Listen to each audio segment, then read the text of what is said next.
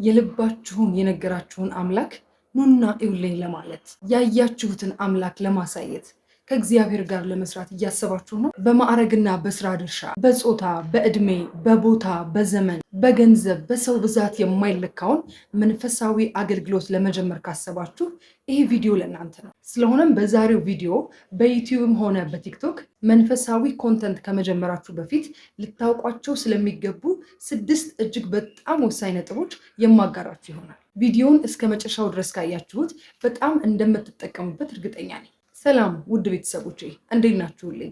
እኔ በጣም ደህና ነኝ፣ እግዚአብሔር ይመስገን። ይህ ዩቲዩብ ነው በመንፈሳዊ ህይወታችን አብረን የምናድግበት መንፈሳዊ ቻናል ነው። እስከ ዛሬ ድረስ ለእኔ ያላችሁን ፍቅርና አክብሮት በማሳየት ያልተለያችሁን የዩቲዩብ ቤተሰቦቼ ሁላችሁ ሁሌም እንዳስለመዳችሁን ቪዲዮን ላይክ በማድረግ መጀመር አትርሱ። እንዲሁም ደግሞ ይሄ ቪዲዮ ሊጠቅማቸው ይችላል ብላችሁ ላሰባችኋቸው ወዳጆቻችሁ ቪዲዮን ሼር አድርጉላችሁ። ለዚህ መንፈሳዊ ቻናል አዲስ የሆናችሁ ቤተሰቦች ደግሞ የደውል ምልክቷን በመጫን የዩቲዩብ ቤተሰብ እንድትሆኑ እኔ እህታችሁ በፍቅር ጋብዛችኋለሁ። ዛሬ እንግዲህ ረድኤተ እግዚአብሔርን አጋዥ በማድረግ በዚህች አጭር የመንፈሳዊ አገልግሎቴ ውስጥ የተማርኳቸውን የታዘብኳቸውን እንደሆነም እግዚአብሔር በጊዜ ብዛት ያስተማረኝን የገለጠልኝን ትንሽ ነገሮች ላካፍላችሁ መጥቻለሁ። በተለያዩ ሶሻል ሚዲያዎች መንፈሳዊ ኮንተንት ክሬት ማድረግ ላሰባችሁ፣ መንፈሳዊ አገልግሎታችሁን በሶሻል ሚዲያ ለመጀመር ላሰባችሁ ሁሉ ይጠቅማችኋል ብዬ ያሰብኳቸውን 6 ነጥቦች እነግራችኋለሁ። ሁላችሁም እንደምታውቁት እንግዲህ አገልግሎት ሁላችንም የተፈጠርንበት ዓላማ ነው።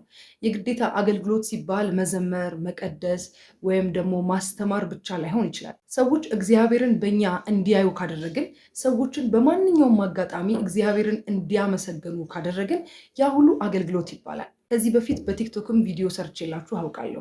እኛ አገልግሎት ብለን የምናስበው ነገርና በእውነት እግዚአብሔር ስለ አገልግሎት ያለው ዓላማ ግን በጣም የተለያየ ነገር ነው። ሁላችንም በስራ ቦታችን፣ በመኖሪያችን፣ በትዳራችን፣ በህይወታችን፣ በእያንዳንዱ እንቅስቃሴ ለእግዚአብሔር አገልግሎት መስጠት እንችላለን። ምክንያቱም እግዚአብሔር ያለው በእያንዳንዱ ሰው ውስጥ ነው። ስለሆነም አንድ ሰው እግዚአብሔርን እንዲያመሰግን ካደረግ ነው፣ ስራ ቦታችን መጥቶ ደስ ተሰኝቶ እንዲሄድ ካደረግ ነው፣ በያለንበት መስሪያ ቤት የሰዎች የብሩህ ቀን ምክንያታቸው የምስጋናቸው ምክንያት ከሆንን ያ ሁሉ አገልግሎት ነው። ሚስት ባሏን፣ ባል ሚስቱን፣ እናት ልጇን፣ አባት ልጁን ካስደሰተ፣ ጥሩ ፊት ካሳየ፣ መልካም ንግግር ከተናገረ፣ በሚሰራበት ቦታ ሁሉ የእግዚአብሔር ክብር በዛ ሰው ከተገለጠ ይሄ ሁሉ በአገልግሎት የሚጠቃለል ነው። ለዛ ነው አገልግሎት የተፈጠርንበት ዓላማ ነው የሚባለው። ስለዚህ ብዙዎቻችን አገልግሎት ሲባል የሚመስለን በጣም ለትንሽ ሰዎች የተሰጠ ቤተክርስቲያን አካባቢ ላሉ ሰዎች ብቻ የተሰጠ ይመስለናል። ግን አገልግሎት ቅድም እንደተነጋገርነው ሁላችንም የመፈጠራችን ዓላማ ነው። በእያንዳንዱ በምንናገረው ቃላት፣ በድርጊቶቻችን፣ በእያንዳንዱ እንቅስቃሴዎቻችን ሁሉ አገልግሎት መስጠት እንችላለን። ዛሬ ግን ልነግራችሁ የመጣሁት ስለዚህኛው አገልግሎት ሳይሆን ልክ እንደ ሳምራዊቷ ሴት እግዚአብሔር ሚስጥራችሁን ሁሉ ነግሯችሁ እናንተም ያያችሁትን አምላክ ማሳየት የምትፈልጉ፣ ሚስጥራችሁን የነገራችሁን፣ ታሪካችሁን የነገራችሁን ክርስቶስ ማካፈል የምትፈልጉ፣ የምታውቁትን፣ የተማራችሁትን፣ ያሳለፋችሁትን መንፈሳዊ ነገር ማጋራት የምትፈልጉ፣ ዘመኑ ያመጣውን ሶሻል ሚዲያ በመጠቀም ስለ እግዚአብሔር መናገር፣ ስለ እግዚአብሔር መመስከር ላሰባችሁ የሚሆን ቲፖችን ነው ዛሬ ይዤላችሁ የመጣሁት። እንደምታውቁት ሶሻል ሚዲያው ላይ ሰዎች አገልግሎታቸውን ይሸጣሉ፣ ስራቸውን ይሸጣሉ፣ ራሳቸውን ያስተዋውቃሉ፣ ብዙ ስራዎችን ይሰራሉ አይደለ? ከዛ ጎን ለጎን ደግሞ ይሄን ሶሻል ሚዲያ ተጠቅመው ብዙ መንፈሳዊ ስራ የሚሰሩ ሰዎችም አሉ። ውስጣችሁ ለሰው ብታካፍሉት ብዙ ሰውን ሊያሳርፍ የሚችል እግዚአብሔር ሊሰራባችሁ ያሰበባችሁ ሰዎች ብትኖሩ፣ ግን ደግሞ እንዴት ልጀምረው? ለመጀመርስ ምን ማድረግ አለብኝ? ምን ማወቅ አለብኝ?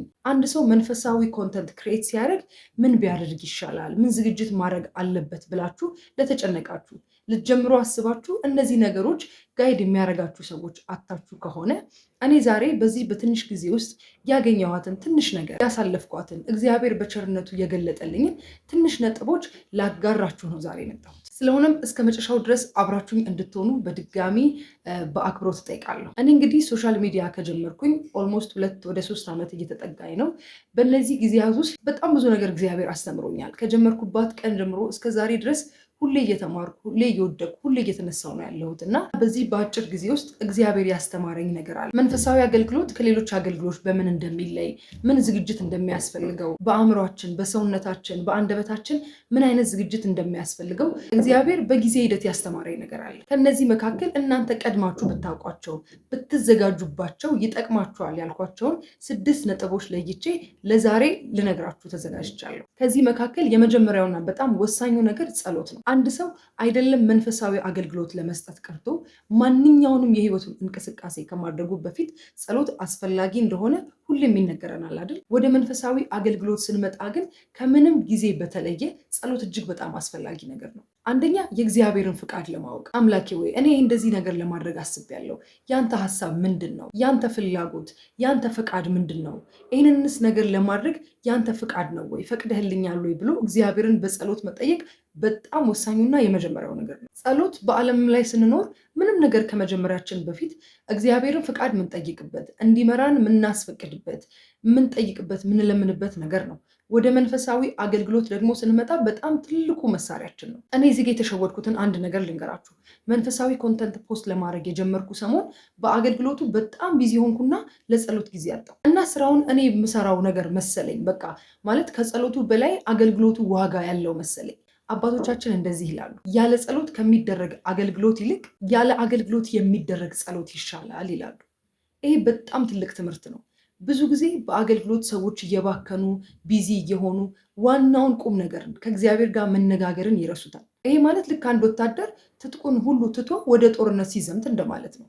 ያለ ጸሎት የሚደረግ መንፈሳዊ አገልግሎት ባይደረጉላ ይሻላል ማለት ነው። እና የመጀመሪያው ትልቁ ነገር ጸሎት ነው። እግዚአብሔርን ፍቃድ ለማወቅ እንዲመራችሁ ለመለመን፣ ሁሌም ደግሞ ጥበቡን፣ እውቀቱን፣ ማስተዋሉን እንዲሰጣችሁ ለመጠየቅ ጸሎት እጅግ በጣም ብርቱ መሳሪያችሁ ነው። እና ደግሞ በአገልግሎት ሰበብ ቢዚ ሆናችሁ አይ ይሄኛውን ፖስት እያደረጉ ስለሆነ ይሄኛውን እኮ ልሰራ ስለሆነ እያላችሁ በፍጹም ጸሎታችሁን ወደ ጎን እንዳታደርጉ። ያንን አገልግሎት ባሰጡ ይሻላል። ሳትጸልዩ ከምትስተጓጎሉ፣ ከእግዚአብሔር ጋር ሳትነጋገሩ ከምታገለግሉ አገልግሎቱ ቀርቶ ብትጸልዩ በጣም የተሻለ ነው እና ይህም ብርቱ መሳሪያችሁን እንዳትጥሉ እና ለመንፈሳዊ አገልግሎት በጣም ወሳኙ የመጀመሪያው ነገር ጸሎት እንደሆነ አትርሱ። ሁለተኛው ነገር ደግሞ መንፈሳዊ ኮንተንት ክሬት ለማድረግ ስታስቡ ስራው የእግዚአብሔር እንደሆነ ማመንና መረዳት ይኖርባችኋል። በእያንዳንዱ ፖይንት ላይ እኔ የተሸወድኩትን ነገር እነግራችኋለሁ።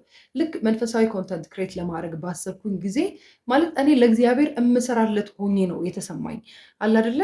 በቃ ለሱ ፌቨር እየሰራውለት እንደሆነ ለእግዚአብሔር እየደከምኩለት በቃ ለሱ እምሰራለት እንጂ ከእግዚአብሔር ጋር እንደምሰራ አላስብም ነበር። ለዛም በጣም ብዙ ደክማለው፣ ያለሱ ፈቃድ ወጣለው ወርዳለው እና ይሄ በጣም ትልቅ ስህተት ነው። ከዚህ ቀደም ከእግዚአብሔር ጋር መስራት የሚል አንድ ስብከት ሪቪው አድርጌላችሁ ነበር እና እሱን ስብከት አዘቲፕ እንድትሰሙት ጋብዣችኋለሁ። መንፈሳዊ አገልግሎት ማለት ለእግዚአብሔር መስራት አይደለም፣ ከእግዚአብሔር ጋር መስራት ነው እንጂ። ምክንያቱም ስራው ራሱ የእግዚአብሔር ነው። እዚህ ጋር አንድ በጣም ደስ የሚላችሁ ነገር ከዚህ በፊትም ተናግሬው ያውቃለሁ። ሰው በጣም ከታዋቂና ከሚወደው ሰው ጋር ትሰራለህ ሲባል የሚሰማው ደስታ አለ አይደለ? ይሄ ግን አስቡት፣ ሰማይና ምድርን ከዘረጋ ከሁሉ አምላክ ከሆነ ጌታ ጋር ነው የምትሰሩት እና ይሄ የሚሰጠው በጣም ትልቅ የሆነ ደስታ አለ። ይሄ ደስታ እንዳለ ሁሉ መረዳት ያለባችሁ ከእናንተ የሚሆን አንዳች ነገር የለም። የእውነቴን ነው። መንፈሳዊ አገልግሎት ስታገለግሉ እናንተ አይደላችሁ የምትሰሩት፣ ሙሉ በሙሉ የእግዚአብሔር ስራ ነው። እናንተ ልክ እንደ መሳሪያ ናችሁ። እኔ ብዙ ጊዜ በዚህ ነገር ራሴን በምን እገልጻለሁ መሰላችሁ? ልክ በውሃ ጎማ ራሴን እመስላለሁ። ቧንቧው አለ አይደለ? ከቧንቧው ውሃ ይፈሳል። የጎማው ስራ ከቧንቧው የሚፈሰውን ውሃ ወደ ተፈለገው ቦታ ማድረስ ብቻ ነው። ይሄ ብቻ ነው አገልግሎቱ። ስለዚህ ራሳችሁን እንደዛ ነው ማሰብ ያለባችሁ። ምንጩ፣ ቧንቧው፣ የውሃው ምንጭ እግዚአብሔር ነው። ቃሉ የሚፈሰው አገልግሎቱ የሚደረገው ሙሉ በሙሉ በእግዚአብሔር ነው። እናንተ ምናልባት ለማስተላለፍ መሳሪያ ሆናችሁ ሊሆን ይችላል። ከዛ የተለየ ምንም ቦታ እንደሌላችሁ መረዳት። ስትጸልዩም ስራው ያንተ ነውና አንተ እንደወደድክ አድርግ፣ እኔ መሳሪያ አድርገህ ተጠቀምብኝ ብላችሁ ነፃ ፈቃዳችሁን መስጠት ብቻ ነው ከእናንተ የሚጠበቀው። እግዚአብሔርም የሚፈልገው ይሄ ነፃ ፈቃዳችሁን ነው። ይሄን ማሰብ በጣም ብዙ ነገር ያቀልላችኋል።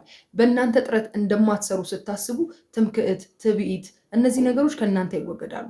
በትህትና ዝቅ ብላችሁ ስራው ያንተ ነውና እኔ ባሪያህን ተጠቀምብኝ ብላችሁ ራሳችሁን አሳልፋችሁ መስጠት ነው። ስለዚህ ሁለተኛው በጣም ማወቅ ያለባችሁ ነገር ስራው የእግዚአብሔር እንደሆነ መረዳት ነው። ሶስተኛውና ብዙ መንፈሳዊ ነገር ለመስራት እያሰቡ ሰዎችን ወደኋላ የሚያስቀራቸው ነገር፣ እናንተ ግን መረዳት ያለባችሁ ነገር ምንድን ነው? ለየትኛውም ትችትና ነቀፋ ራሳችሁን ዝግጁ ማድረግ ነው። እንኳን አይደለም ለመንፈሳዊ አገልግሎት ቀርቶ ሰው ማንኛውንም ሀገርን፣ ህዝብን የሚጠቅም ትንሽ ነገር እንኳን ሲያደርግ የሚተቸውን ትችት የሚነቀፈውን ነቀፋ እናውቃለን አይደለ? መንፈሳዊ አገልግሎት ደግሞ ሲሆን ጠላታችሁ ስጋና ደም አይደለም፣ የምትዋጉት ከሌላ አካል ጋር ነው። ስለዚህ ትችቱ ወይም ደግሞ ነቀፋው እንዳለ ራሳችሁን ማዘጋጀት ነው። እኔ ይህንን ነገር የጀመርኩኝ ሰሞን በጣም ተረብሼ ነበረ። አንድ ኮመንት ባየው ቁጥር መረበሽ፣ ማልቀስ፣ በቃ አንተ አልፈቀድከውም ማለት ነው፣ እኔ በቃ አይሆንልኝም ማለት ነው ብዬ ሌሊቱን ሁሉ በቃ እያዘንኩ እያለቀሱ ላሳለፍ እችላለሁ። በዛች ነገር ልቡ ከተመለሰው ከአንድ ሰው ይልቅ የሰደበኝን አንድ ሰው አእምሮ በጣም ይይዘዋል፣ አእምሮዬን በጣም ይቆጣጠረዋል ያ ነገር እና ለዛ ነገር ዝግጁ አልነበርኩም። ለነቀፋ ለትችት ዝግጁ አልነበርኩም። ያ በጣም ትልቅ ስህተት ነው። እንዲሁም በአንድ ወቅት ዲያቆን ሄኖክ ኃይሌ ምን ብለዋል? አገልግሎታችሁ ነቀፋ ወይም ትችት ከሌለው በቃ ሴጣን ንቋቸዋል ማለት ነው፣ የትም አይደርሱም ብሎ ትቶ ንቋቸዋል ማለት ነው ብሎ ነበር። እውነትም እንደዛ ነው። ፍሬ እያፈራ ከሆነ አንድም ሰው እንኳን ወደ እግዚአብሔር እየተመለሰ እግዚአብሔርን እያመሰገነ ከሆነ ልትተቹ ልትነቀፉ ትችላላችሁ። እንደውም ፍሬ ማፍራቱን እርግጠኛ የምትሆኑት ትችትና በእናንተ ነቀፋ ሲበዛ ነው። ስለዚህ ለዚህ ነገር ራሳችሁን ዝግጁ ማድረግ አለባችሁ እና ደግሞ መልስ መስጠት አይጠበቅባችሁም። እናንተ በእግዚአብሔር ፍቃድ ስራው የእግዚአብሔር እንደሆነ አምናችሁ በንጹህ ልብ ስራውን መስራት ነው እንጂ በተነቀፋችሁ ቁጥር፣ ሰው የሆነ ነገር ባላችሁ ቁጥር ለእያንዳንዱ ሰው መመለስ፣ ንትርክ ውስጥ መግባት፣ ክርክር ውስጥ መግባት አያስፈልጋችሁ። ብትችሉ ያ ሰው አይነ ልቦናውን እግዚአብሔር እንዲያበራለት ቀናውን ነገር እንዲያስብ ብትጸልዩለት ይሻላል እንጂ መጥፎ ሀሳብ ውስጥ መግባት፣ ከዛ ሰው ጋር መከራከር በፍጹም አይገባችሁ። ሁሌ ደግሞ እንደዚህ አይነት ነገር ሲያጋጥማችሁ የጸናውን ክርስቶስን አለበለዚያም ደግሞ የጸኑትን ሐዋርያትን፣ መምህራንን፣ ነቢያትን ማሰብ በጣም የተሻለ ነው። እንኳን እኛ በኃጢአት የረከስነው የወደቅነው ቀርቶ ንጹሕ ክርስቶስ ተሰድቦ የለ ተተችቶ የለ ያለምንም ኃጢአት ያለምንም ክፉ ስራ እሱ ተሰድቧል፣ ተተችቷል። ስለዚህ እኛ በደላችንን እናውቀዋለን አይደል? ምን አይነት ሰዎች እንደሆንን፣ ምን አይነት በክፋት የተሸፈንን እንደሆንን ነጠላ ለብሰን ስንታይ መልካም ሰዎች እንምሰል እንጂ ውስጣችንን እናውቀዋለን። ስለዚህ ሰዎች ቢተቹን ቢንቁን አይገርምም አይደለ? ምክንያቱም ንጹሕ ክርስቶስ እንኳን ተሰድቧል። ይሄ ደግሞ እንድትጽናኑ የሚያደርጋችሁ ሌላው ነገር ነው። ስለዚህ ለማንኛውም ነቀፋና ትችት እራሳችሁን ዝግጁ አድርጉ። በሌላ በኩል ደግሞ አገልግሎታችሁ ፍሬ ማፍራቱን የሚያሳይ ምልክት ነውና በነቀፋው ደስ ይበላችሁ። አራተኛው በጣም ወሳኙ ነገር ደግሞ በቁጥርና በሰው ብዛት አትመኩ፣ ወይም ደግሞ ቁጥር አይሸውዳችሁ። እግዚአብሔር የቁጥር አምላክ አይደለም። እኔ በጣም የተሸወድኩበትን ነገር ልንገራችሁ። ልክ ቲክቶክ ላይ ፖስት ሳረግ ወይም ዩቲዩብ ከጀመርኩ በኋላ ፖስት ሳረግ በሚያየው የሰው ብዛት ሆነ ነገሩን የምለካው፣ አገልግሎቱን የምለካው። ይሄ ደግሞ በጣም ትልቁ ስህተት ነው። እግዚአብሔር በ12 ሐዋርያት ዓለምን በወንጌል እንዳጥለቀለቀ እናውቃለን። በዛች ሳምራዊት በአንዷ ሴት በጣም ብዙ ክርስቲያኖችን እንደማረከ እናውቃለን። እግዚአብሔር የቁጥር አምላክ አይደለም ማለት እንኳን አይደለም በሰው በድንጋይ ይሰራል። እግዚአብሔር በአህያ ይናገራል። የሆነ ነገሮችን በቁጥር ወይም በእይታ ሰው ጋር ብዙ በመዳረሱ በፍጹም በዚህ እንዳትለኩት። በጣም የሚሸውዳችሁ ሌላው ነገር ይሄ ነው። ያው ሶሻል ሚዲያ አልጎሪዝም እንላለን፣ አሰራሩ እንላለን። እኔ በጣም በዚህ ሰቃይ ነበረ። በቃ ልክ ፖስት ካደረግኩኝ በኋላ የሰውን ቁጥር ነው የማየው፣ የቪውን ቁጥር ምን ያህል ሰው አየው፣ ምን ያህል ሰው ሼር አደረገው ምናምን እል ነበረ። ግን ልክ እንደዛ አይደለም። አንድም ሰው አይቶት በዛ ነገር ከተጽናና፣ ካለበት ክፉ የሰይጣን ሀሳብ ከወጣ፣ እግዚአብሔርን ካመሰገነ ያ በጣም ትልቅ አቺቭመንት ነው። ለዚህ ነው ስራው የእናንተ አይደለም እላችሁ። ይህን ነገር የምትረዱት መቼ መሰላችሁ? ስራው የእናንተ እንዳልሆነ ከገባችሁ በቃ ስለ ቪው አትጨነቁም፣ ስለ ቁጥር አትጨነቁም። ምክንያቱም እግዚአብሔር በቃ እንዲታይ የሚፈልግበት የራሱ መንገድ አለው። በቃ ስራው የእናንተ አይደለም። እናንተ አልኳችሁ መሳሪያ ናችሁ። ይህ ቪዲዮ የሆነ ለሰው ማስተማር የምትፈልጉትን መናገር የምትፈልጉትን እግዚአብሔር የገለጠላችሁ ነገር ታስተላልፋላችሁ። ምን ያህል ሰው ይኸው ማን ጋር ይድረስ፣ ሰው እንዴት ይማርበት፣ እሱ የእግዚአብሔር ስራ ነው፣ ፍጹም የእናንተ ስራ አይደለም። እና በቁጥር አትለኩት። ያው ሶሻል ሚዲያው የሚሰራበት መንገድ አለ ብለን በጣም በዚህ እንፈተናለን። ብዙ ሰው ቢያዩ መልካም ነው፣ ግን ደግሞ አንዲት ነፍስ በሰማይ መመለሷ በሰማይ ትልቅ ደስታ ይደረጋል አይደለ? ምናልባት እግዚአብሔር ለአንድ ሰው ብቻ ይሆናል ያንን መልእክት እንድታስተላልፉ የፈለገው። በአንድ ሰው በኩል ደግሞ እግዚአብሔር በጣም ብዙ ሰዎችን ማስተማር ይችላል። ምናልባት በእኔ በምናገረው ነገር አይደለም። እኔ የምናገረውን ነገር አንድ ሰው አየው እንበል፣ ያ ሰው ይሆናል ለብዙ ሰዎች የሚያስተላልፈው። ስለዚህ እናንተ መሳሪያ ናችሁ እንጂ መድረሻው አይደላችሁ። ስለዚህ በሚያየው ሰው ቁጥር ብዛት አገልግሎታችሁን አትለኩት። ወይኔ ትንሽ ሰው ነው ያየልኝ፣ ወይኔ ምንም አልታየም። ምንም አይታይ፣ ምንም አይታይ። በቃ አንድም ሰው ድንገት ካየው ለእናንተ ያ ትልቅ አቺቭመንት ነው። የእግዚአብሔር ስራ ብዙ ነው፣ እሱ መንገዱ ብዙ ነውና የእሱ አሰራርኛ ስለማይገባን ላንረዳው እንችላለን እና በቁጥር አትለኩት። እኔ በጣም ስለተሸወድኩ ነው በዚህ በቃ ወይኔ አሁንማ በቃ ምንም አልታየም እኮ ማንም ሰው ጋር አልደረሰም ብዬ ብዙ ጊዜ ስራው የኔ እንደሆነ እያሰብኩ እሳሳት ነበረ። ስለዚህ እግዚአብሔር ከቁጥር በላይ ከእይታ በላይ እግዚአብሔር የተለየ ነው አሰራሩ። ስለዚህ በሱ ማመን አለባችሁ። ሁሌም የሚያስደንቀኝ የሳምራዊቷ ሴት ታሪክ አለ እና ያቺ ሳምራዊቷ ሴት ትዝ ይላችሁ እንደሆነ በቀትር ኢየሱስ ክርስቶስ ወደ እሷ መጥቶ እሷን ብቻ ነው ክርስቶስ ያስተማረው አይደል? እሷን ብቻ አስተማራት፣ ታሪኳን ነገራት፣ ሚስጥሯን ነገራት። ከዛስ እሷ ሄዳ ያየሁትን ክርስቶስ እዩልኝ፣ ሚስጥርን የነገረኝን ክርስቶስን ስሙት እዩት ብላ በጣም ብዙ ህዝቦችን ወደ ክርስቶስ ጠርታለች። በጣም ብዙ ክርስቶስ በእሷ ብቻ ብዙ ክርስቲያኖችን ማርኳል፣ ወደ እሱ ፍቅር መልሷል። አያችሁ እንዴት እንደሚሰራ። ስለዚህ አንድ ብቻ መሆናችሁን አትዩ። በእናንተ በጣም ብዙ ነገር ለመስራት የሚቻለው አምላክ ከእርሱ ጋር ነው ስራውን የምትሰሩት እና ስለ ቪው ስለ እይታ ምናምን አትጨነቁ። ሌላው በጣም የሚያስፈልጋችሁ ወሳኙ ነገር ሁልጊዜ መማር ነው። ሁልጊዜ መማር ሁላችንም ክርስቲያኖች ልናደርገው የሚገባን ነገር ነው አይደለ? ለሰዎች ደግሞ ልታስተላልፉ ከፈለጋችሁ አንድ መልእክት ስለ እግዚአብሔር የተገለጠላችሁን እግዚአብሔር ያሳያችሁን በቃ በህይወታችሁ የተማራችሁትን ነገር ደግሞ ልታካፍሉ ከፈለጋችሁ ሁሌ ማወቅ፣ ሁሌ እግዚአብሔርን ለማወቅ መትጋት አለባችሁ። ሁልጊዜ በየቀኑ እግዚአብሔርን ማወቅ ሁሌም ሀብለን የምንጀምረው ነገር ነው። ሁሌም እንደ አዲስ ሀብለን የምንጀምረው ነገር ነው እና ሁሌ በመንፈሳዊ ትምህርት ራሳችሁን ማዳበር፣ ስብከቶችን መስማት፣ መጽሐፍ ቅዱስ ማንበብ፣ ጉባኤያት ላይ መሳተፍ፣ በቃ በትምህርት ራሳችሁን መጥመድ፣ እንደውም ከምትናገሩት ከምትሰሩት በላይ በጣም በእውቀት ራሳችሁን መሙላት። እግዚአብሔርን በማወቅ ባዳበራችሁ ራሳችሁን ክፍት ባደረጋችሁ ቁጥር እግዚአብሔር በእናንተ ስራውን ለመስራት በደንብ ይመቸዋል እና መማር በጣም አስፈላጊው ነገር ነው። የሚቆም ነገር አይደለም። የዓመት ኮርስ ልትማሩ ትችላላችሁ። ስብከት ልትሰሙ ትችላላችሁ። በቀን ቢያንስ አንድ ስብከት መስማት፣ የተለያዩ መንፈሳዊ መጽሐፍትን ማንበብ፣ ራሳችሁን በእውቀት ማዳበር በጣም ለነገሩ ምቹ እንድትሆኑ ያደርጋችኋል ማለት ነው። የመጨረሻውና ሁሌም እስከ መጨረሻው ድረስ እኔ ለማድረግ ምጥረው እግዚአብሔር እንዲያደርግልኝ ምመኘው ሁሌም በቃ በዛ ልምምድ ውስጥ ያለሁበት የመጨረሻው ነገር ደግሞ ምንድን ነው? የምትናገሩትን ለመኖር መጣር ነው። አንዳንዴ እኔ ብዙ ጊዜ ላቆመው አስባለሁ። በቃ ራሴን ከምናገረው ፍጹም በተቃራኒ አገኘዋለሁ እና በጣም ይከፋኛል። በቃ ማለት ምንድን ነው እያደረግሽ ያለሽው? የምትናገሪው ሌላ የምትሆኚው ሌላ እላለሁ እና ሁልጊዜም በጸሎት ውስጥ ነኝ። እግዚአብሔር በቃ ሁሌም በቃ የምናገረውን እንድኖር ልቤን አለስልሰው እላለሁ።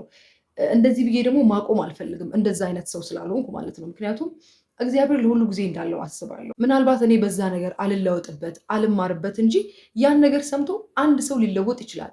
ልቡ የለሰለሰ እርሻ የሆነለት ሰው በዛ በእግዚአብሔር ቃል ሊለወጥ ይችላል። እኔ ደግሞ እግዚአብሔር ቀን እየጠበቀልኝ ሊሆን ስለሚችል በዚህ ምክንያት አላቆመውም። ስለሆነም ሁሌ በትንሽ ትንሹም ቢሆን አንድ ነገር እየቀረፋችሁ የምትናገሩትን ለመኖር ቢያንስ መኖር እንኳን ባትችሉ ለማሰብ ለማሰላሰል ሞክሩ። ይሄ በጣም ይረዳችኋል። ለእግዚአብሔር ምቹ እርሻ ምርጥ ቃል መሆን ይሄ በጣም ትልቁ መንገድ ነው እና ሴጣን ብዙ ፈተና ያመጣል አይደለ? ውስጣዊም ውጫዊም ፈተና ይኖረዋል አገልግሎት። በውስጣዊው ፈተና እንዳልኳችሁ ነው። በቃ እንዳልተገባችሁ የመሰማት ይሄ የማይጠቅም ትህትና አለ አይደለ? በቃ አይገባኝም ብሎ ለእግዚአብሔር ፍቃድን ያለመስጠት፣ እንደዚህ አይነት ፈተናዎች፣ ትምክህት፣ መታበይ፣ እንደገና ትዕቢት፣ እንደዚህ አይነት ፈተናዎችን ያመጣባቸዋል።